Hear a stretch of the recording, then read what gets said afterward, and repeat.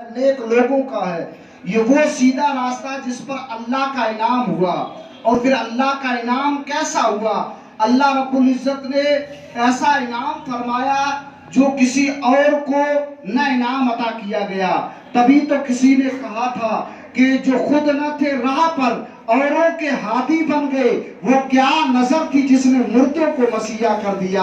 یہی تو رب کا انعام تھا کہ جب تک ابو بکر اسلام نہیں لائے تھے تب تک ابو قحافہ کے بیٹے کے نام سے جانے جاتے تھے، اور عرب کے رئیسوں اور تاجروں کے نام سے جانے جاتے تھے۔ اور جس وقت محمد عربی پر قربان ہو گئے تو اللہ رب العزت نے انہیں انعام کے اندر صدیق اکبر کا خطاب عطا فرما دیا۔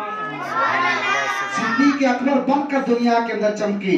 جب تک عمر اسلام نہیں لائے تھے تب تک ابن خطاب کے بیٹے کے نام سے جانے جاتے تھے۔ اور سرکار عمر خود فرماتے ہیں کہ جب تک ماں آمنہ کے لال کے قدموں پر قربان نہ ہوا تھا تب تک میں صرف اپنے باپ کے 5 اونٹ بھی چرا نہ پاتا تھا۔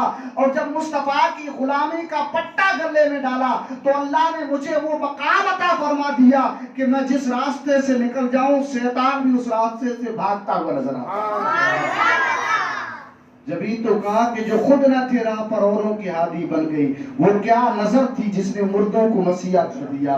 یہ انعام اللہ نے صدیقین پر کیا، صالحین پر کیا۔ اسی طرح اللہ رب العزت نے اولیاء کاملین پر بھی انعام کیا۔ ان اللہ والوں میں سرکار پیران پیر کا بڑا مقام۔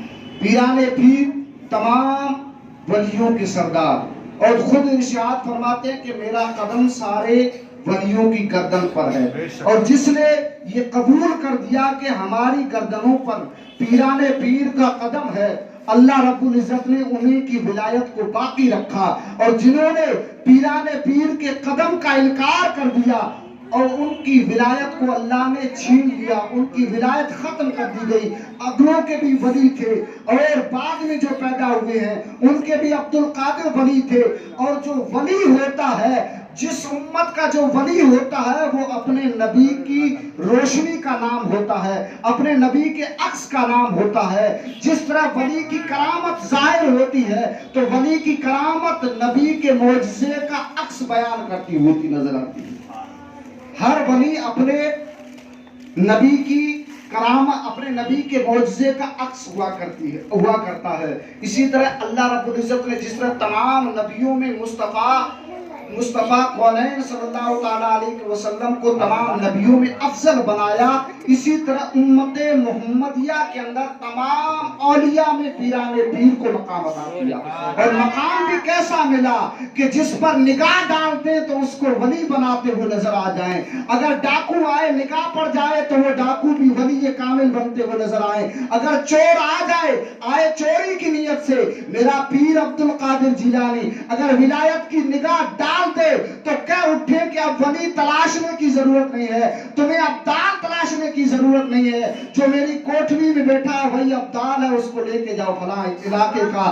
تبھی تو کسی دیوانے نے یہ آرزو کر کے دعا کی کہ الہی مجھے چوری کا کام سکھا دے، الہی مجھے چوری کا کام سکھا دے، چوری کروں فوراً پکڑا جاؤں، عبد القادر جیلانی کا گھر دکھا دے، عبد القادر جیلانی کا گھر دکھا دے۔ یعنی پیران پیر کا وہ گھر تھا، وہاں جو بھی آتا تھا وہ کبھی خالی نہیں لوٹایا جاتا تھا، کبھی اس کو خالی نہیں لوٹنا پڑتا تھا، اس لیے کہ مصطفیٰ پیارے کے گھر والوں کی بات ہی الگ ہوتی ہے۔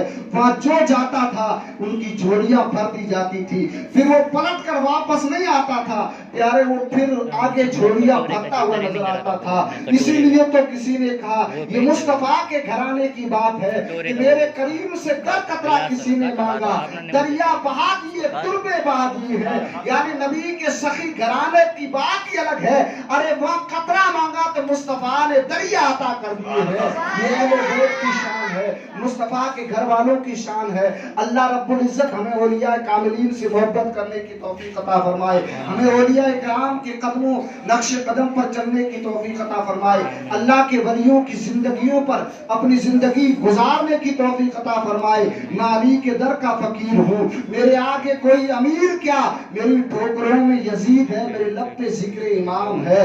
جو آل رسول سے دور ہے وہ ضرورتوں کا غلام ہے، اور جو قریب ہے وہ با خدا غلام بھی جہاں کا امام ہے۔